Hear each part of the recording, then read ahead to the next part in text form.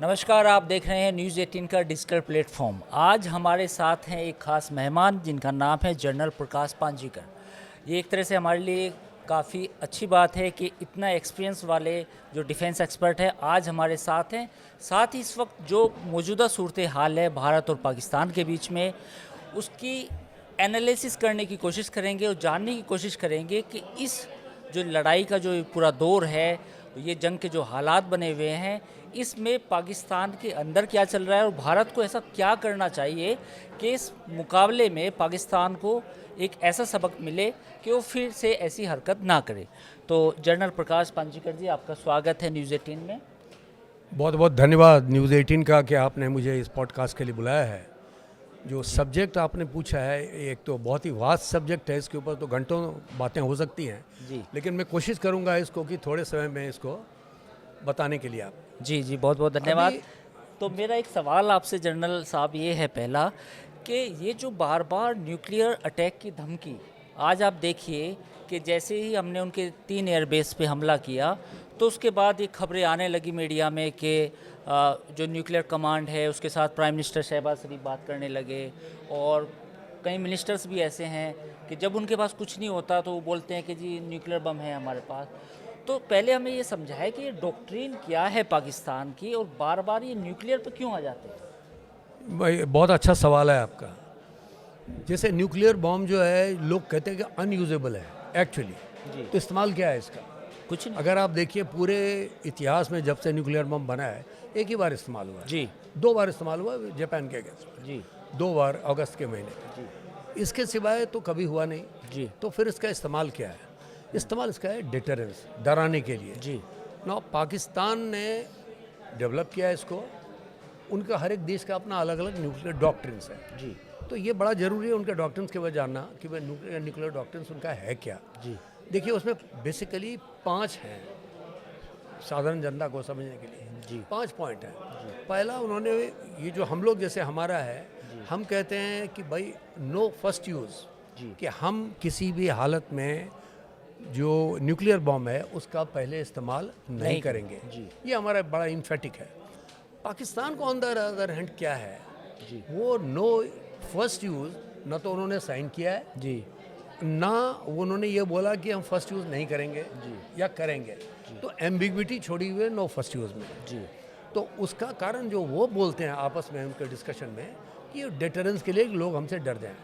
मैं सोचता हूँ कि शायद उसी के चलते रह रहे कि इनके जो नेता लोग हैं बोलते हैं जी हमारे पास भी न्यूक्लियर बॉम्ब है। वो सोचते हैं कि कोई हमारे पास आ जाए हमको रोकने के लिए। अरे जनरल साहब, मैं यही जानना चाह रहा था कि हम इंडिया में कभी ऐसी बातें नहीं करते आम तौर पे।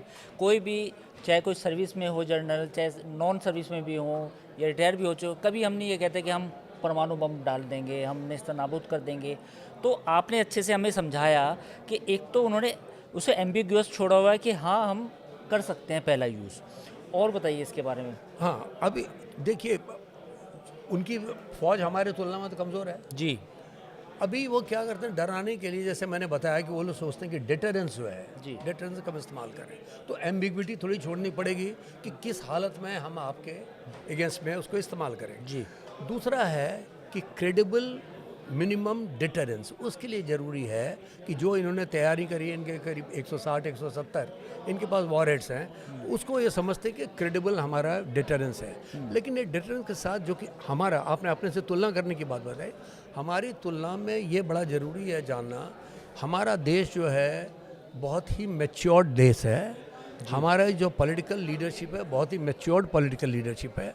हमारी मिलिट्री लीडरशिप है बहुत मैच्योर्ड मिलिट्री लीडरशिप है। हमारी पूरी चीज़ें स्ट्रेटजिक कमांड के अंतर्गत जो डायरेक्टली प्राइम मिनिस्टर को रिपोर्ट करता है। अभी उनकी तरह नहीं है कि कल कोई मिनिस्टर बोल दे कि हम जी बम का इस्तेमाल करेंगे, उनका चीफ कल बोल दे हम बम का इस्तेमाल करेंगे, वो बोल सकते हैं। हमारे यहाँ कभी नहीं बोल सकता, ऐसा कभी नहीं होगा।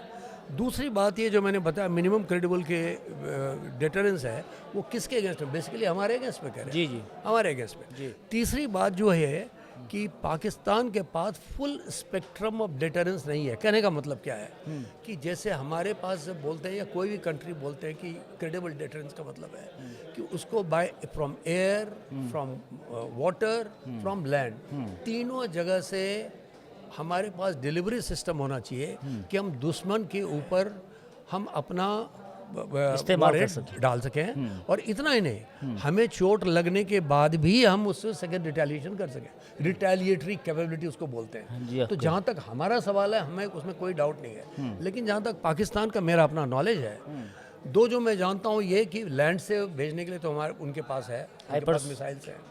पर हाइपरसोनिक हाइपरसोनिक होना बात है, मिसाइल तो मिसाइल है, हाइपरसोनिक है, कौन सा मिसाइल है, और रेंज के ऊपर डिपेंड करता है। ओके वो भेज सकते हैं। ओके दूसरी चीज़ है एयर।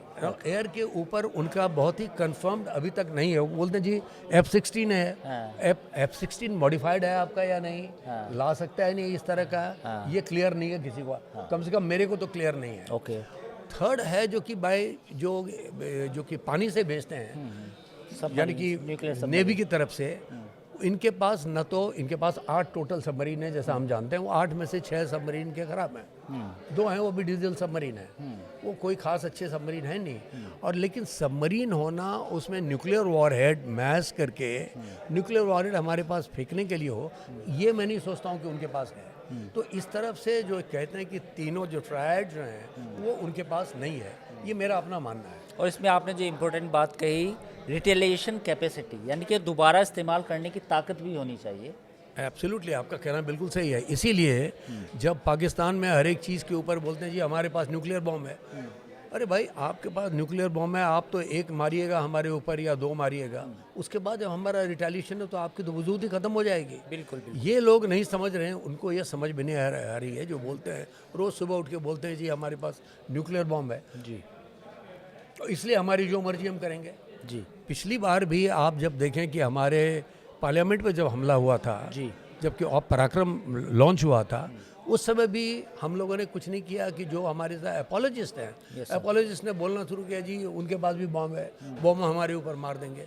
लेकिन आज की डेट में जो आपकी लीडरशिप है, they are ready, they know, अगर आपके ऊपर कल वो बोले कि हम ये न्यूक्लियर बॉम्ब मारेंगे तो बोलेंगे ठीक है, एक नहीं तो हम तुम्हारे ऊपर 4 मारेंगे। जी। आज की डेट में आपकी जो पॉलिटिकल लीडरशिप है वो बहुत ही मैच्योर्ड है, बहुत ही स्ट्रांग है, they know what they are doing for the country. Matured भी और कैलकुलेशन भी हो रहा है। बिल्कुल सही बात है, कि हमें लेडर को कहाँ तक लेके जाना है, नहीं जाना है। जी बिल्कुल सही आप कह रहे हो।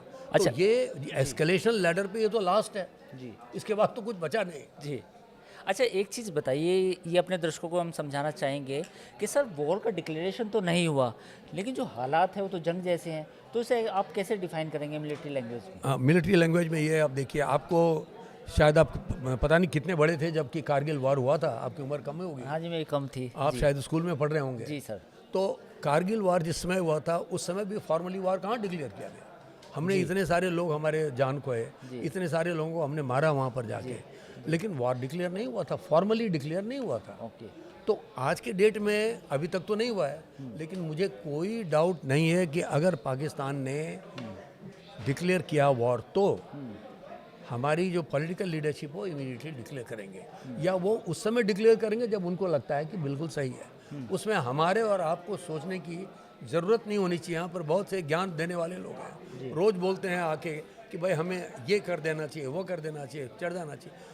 ये बात मैं बार बार लोगों को बताऊंगा कि जो हमारी मिलिट्री लीडरशिप है और हमारी पॉलिटिकल लीडरशिप है वो बहुत ही मैच्योर्ड है, इसलिए उनके डिसीजन पे पूरे देश को और हमको और आपको पूरा भरोसा होना चाहिए। जी। अच्छा, मेरा आज सर आपसे सवाल ये है कि यूक्रेन रशिया की जो लड़ाई हुई, उसके बाद फिर हमास, इज़राइल, लेबनान की लड़ाई हुई, फिर ईरान और इज़राइल की लड़ाई हुई, तो ये तमाम लड़ाई का आपने पैटर्न देखा कि कैसे इन सब मुल्कों में लड़ाई हुई। इसके बाद ये जो आज हमारे और पाकिस्तान के बीच में जो ये एक जंग जैसे हालात हैं, चूँकि वॉर हम इसे फुल फ्लेज वॉर नहीं बोल सकते, इसमें आपको लगता है कि जो कन्वेंशनल वॉर होती थी उससे हट के एक नए तरीके का वॉर देखने को मिल रहा है जिसमें ड्रोन का ज़्यादा इस्तेमाल हो रहा है, तो इसको आप कैसे देखते हैं? नहीं, आपका कहना बिल्कुल सही है, बिल्कुल सही इस मामले में है कि आपको याद होगा कि अपने ही देश में जी, हमारे एक जनरल जिनका नाम लेना मैं नहीं चाहूँगा, जी सर, उन्होंने एक बार बोला आज से करीब 5-6 साल पहले यस सर, कि भाई कन्वेंशनल वॉर नहीं होगा। उन्होंने बोला कन्वेंशनल वॉर नहीं है उसका कि होने वाला है, और अपने आप को इंडियन आर्मी को अलाइन करना चाहिए हमारे जो पैरामिलिट्री फोर्सेस हैं उसकी तरफ। ये रिकॉर्ड पे आप चेक कर सकते हैं। Yes sir. और उसके विद इन फ्यू मंथ्स आपकी लड़ाई होने वाली किसके साथ हुआ था? चीन के साथ, गलवान हुई। अब फिर आपने देखा कि कन्वेंशनल डिप्लॉयमेंट कितनी बड़ी हुई है, अभी भी 100% उसको पुल बैक नहीं हुआ है। तो इसलिए कन्वेंशनल वॉर, और उसके बाद हुआ वॉर जो शुरू हुई, जो आपने बताया यूक्रेन और रूस का, लोग सोच रहे थे कि नहीं होगा। आप देखिए कितना बड़ा कन्वेंशनल वॉर चला, अभी तक चल रहा है। और दूसरी बात, वहाँ पर भी लोग बात करते रहे न्यूक्लियर वॉरहेड की, वहाँ पर भी बोलते रहे कि जी नाटो उनको सपोर्ट करेगा, लेकिन ऐसा तो कुछ हुआ नहीं। क्योंकि जब आपकी लड़ाई लगती है तो आप अकेले छूट जाते हो। जैसे हम आज के डेट में हैं, हमें अपने ऊपर ही सोचना, हमको ये सोचना गलत है हमको कोई और मदद करेगा, नहीं करेगा। और कन्वेंशनल वॉर जो सोचते हैं कि नहीं होगा, दे आर एब्सोल्युटली रॉन्ग। लेकिन कन्वेंशनल वॉर का जो डायमेंशन है वो बदल गया है। वो आप सही कह रहे हैं कि जो स्टैंड अलोन एमुनेशन का भी इस्तेमाल है, स्मार्ट एमुनेशन का इस्तेमाल है, ड्रोन्स का इस्तेमाल है, मिसाइल्स का इस्तेमाल है, जो कि हम लोग कर रहे हैं रूस और इसके बीच में। लेकिन इवेंचुअली फुट तो ऑन ग्राउंड चाहिए ना। इन्फेंट्री जब तक ग्राउंड पे नहीं जाएगी, ग्राउंड आपका कब्जा तो होगा नहीं ना। यही तो हो रही है वहाँ पे। बिल्कुल बिल्कुल बिल्कुल। तो कन्वेंशनल वॉर के डायमेंशन बदले जरूर हैं। बदले हैं, लेकिन सर का कहना ये है कि ये कन्वेंशनल वॉर के जो फुटप्रिंट्स हैं बेसिकली, वो हमेशा हर जंग में रहते भी हैं, उनका बेसिकली होना भी चाहिए। अच्छा, एक सवाल अब आता है एयर डिफेंस को लेके। इस बार जो भी ये ड्रोन्स अटैक हुए, मिसाइल अटैक हुए, इंडिया का एयर डिफेंस सिस्टम, चाहे उसमें आकाश हो या S-400 हो, वो काफ़ी उसने अच्छा प्रदर्शन भी किया है। इवन कुछ लोग तारीफ़ यहाँ तक कर रहे हैं कि जो इजराइल का आयरन डोम था, we are at par with the Iron Dome और डेविड। तो इस बार जो हमारा एयर डिफेंस है उसको आप कैसे देखते हैं, और भविष्य में अगर जो भी कुछ होगा इस जंग के बाद भी आगे, जैसे जो हमें थ्रेट्स मिलेंगे, तो उस पर हमें कितना काम करने की ज़रूरत है? देखिए, आज से करीब 10 साल पहले की मैं बात करूंगा, या जो प्रेजेंट गवर्नमेंट आने के पहले, सबसे बड़ा अगर गैप अगर आप सोचिए तो था हमारे एयर डिफेंस सिस्टम में। जी, उस समय मैंने अपनी आंखों से देखा है कि there was a big gap. Okay. आज के डेट में उसको सरकार ने बहुत काम उसके ऊपर किया है। जैसा मैंने पहले बोला, इंफ्रास्ट्रक्चर के काम के ऊपर काम हुआ है इसके ऊपर कि हम वेपन सिस्टम्स नए लाए जाएं, उनकी टेक्नोलॉजी लाई जाए, और मेक इन इंडिया जो हमारा प्रोग्राम इनिशिएटिव है उसको उसके ऊपर बड़ा ज़बरदस्त काम हुआ है। जी। तो आज की डेट में एयर डिफेंस की जो हम बात कर रहे हैं, वो air defence integrated air defence system है। तो उसमें ये कहना कि S-400 से हमारी अकेला डिफेंस वो बन गई या हमारा आयरन डोम से बन गया, ऐसा कुछ नहीं है। हर एक चीज़ इंटीग्रेट करके हमारे जो टेक्निकल एक्सपर्ट्स हैं, जो हमारे मिलिट्री माइंड है, उन्होंने इतना बड़ा किया है कि इसके चलते वो इम्प्रिग्नेबल हो गया है। कल मैं बात कर रहा था, अभी सुबह मैं बात कर रहा था, हमारे एक मित्र हैं जो कि जम्मू के पास हैं, वो पठानकोट में हैं। उनको मैंने बोला कि भाई कल रात को तो बड़ा आपके यहाँ बड़ा एक्शन हो रहा था, तो उस एक्शन में आपके ऊपर क्या आया? तो उन्होंने बताया, धन्यवाद दिया कि मैं धन्यवाद देता हूँ इंटीग्रेटेड एयर डिफेंस सिस्टम का। पूरी रात हम लोग जगे थे, लेकिन एक भी कुछ हमारे ऊपर नहीं हो, आकाश में उड़ रहे थे। तो मैं बताऊँगा इफेक्टिव तो है, और नहीं इफेक्टिव है तो जम्मू कैसे बचा हुआ है, पठानकोट कैसे बचा हुआ है, बिल्कुल बिल्कुल। तो नहीं, ये तो बिल्कुल इफेक्टिव है।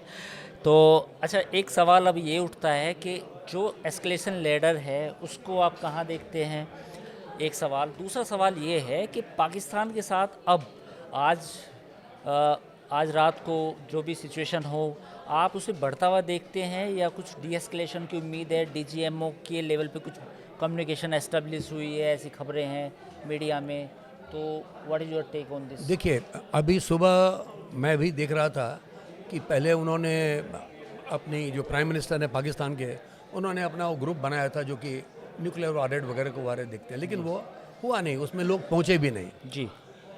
तो उनमें आपस में डिवाइड है थिंकिंग में कि करना क्या है। जब तक कि हमारे यहाँ कोई डिवाइड नहीं है। मिलिट्री में, पॉलिटिकल लीडरशिप में, अपोजिशन पार्टी में कोई डिवाइड नहीं है।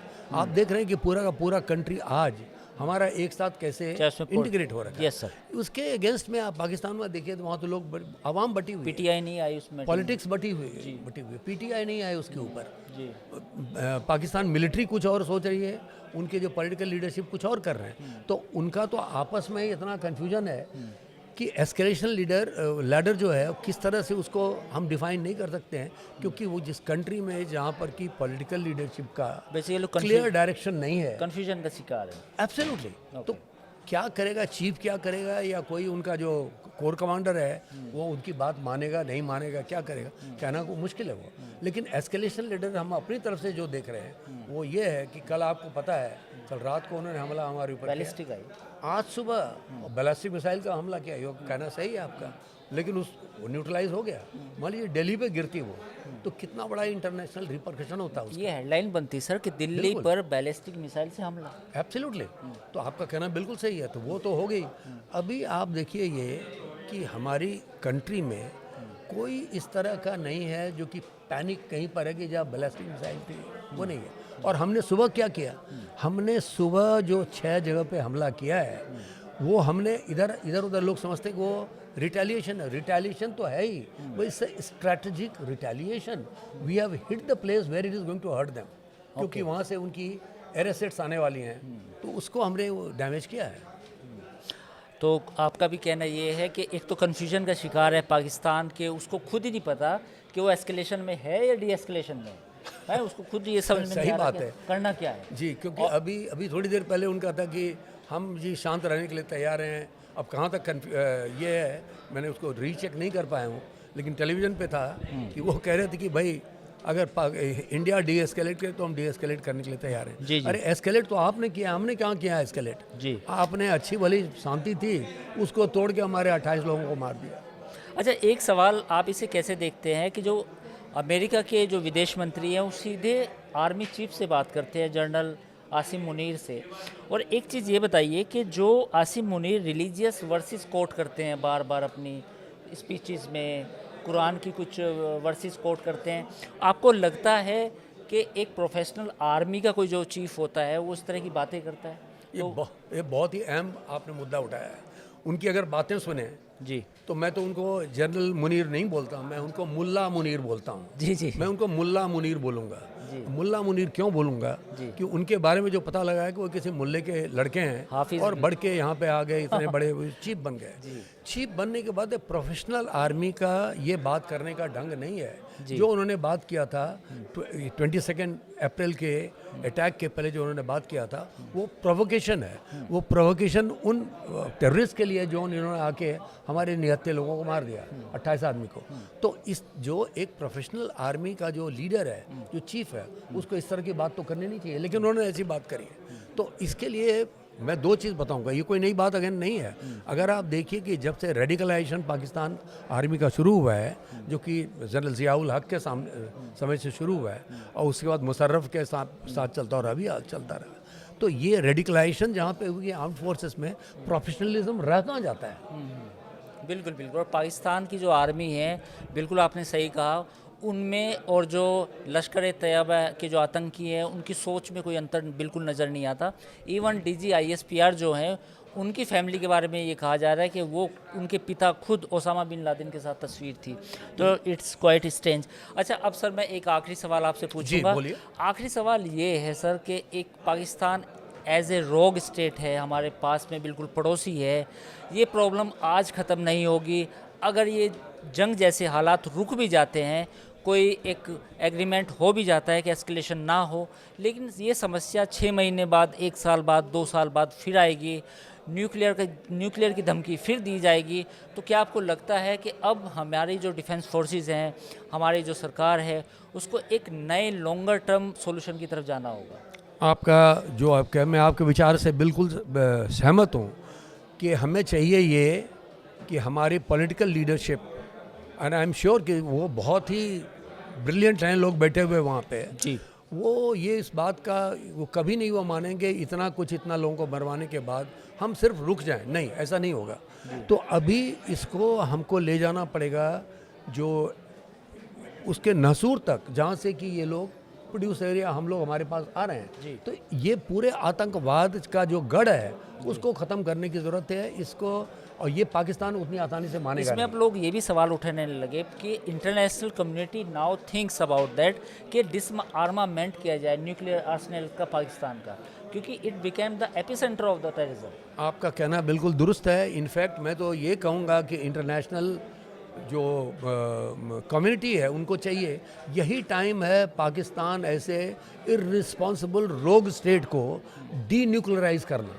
बिल्कुल। तो उसमें सिर्फ भारत का नहीं है, पूरे दुनिया के लोगों को मिलके, अमेरिका को, चाइना को, चाइना ने तो मदद ही किया लेकिन तो भी उनको भी चाहिए, रूस को, जितने भी रिस्पॉन्सिबल देश हैं उनको चाहिए इनके ऊपर प्रेशर डाल के इनको डीन्यूक्लियराइज करना बहुत ज़रूरी है, नहीं तो ये रोग स्टेट और भी रोग बना रहेगा। बहुत बहुत धन्यवाद जनरल प्रकाश पांजीकर जी, आप हमारे साथ आए, आपने इतनी बातें समझाई आसान भाषा में, आपका बहुत बहुत शुक्रिया। बहुत बहुत धन्यवाद। और मैं आपका जो आपकी सोचने का जो ढंग है उससे मैं बहुत ही प्रभावित हूँ, क्योंकि आप सोच रहे हैं जो देश के लिए ठीक है, ये नहीं कि किसी एक तबके के लिए ठीक है। बहुत बहुत धन्यवाद आपका। Thank you so much sir. तो न्यूज़ 18 पर फिलहाल इतना ही, अगले वीडियो में हम और जानकारी आपके साथ लेके आएंगे। हमारे वीडियो को लाइक शेयर सब्सक्राइब करना ना भूलें।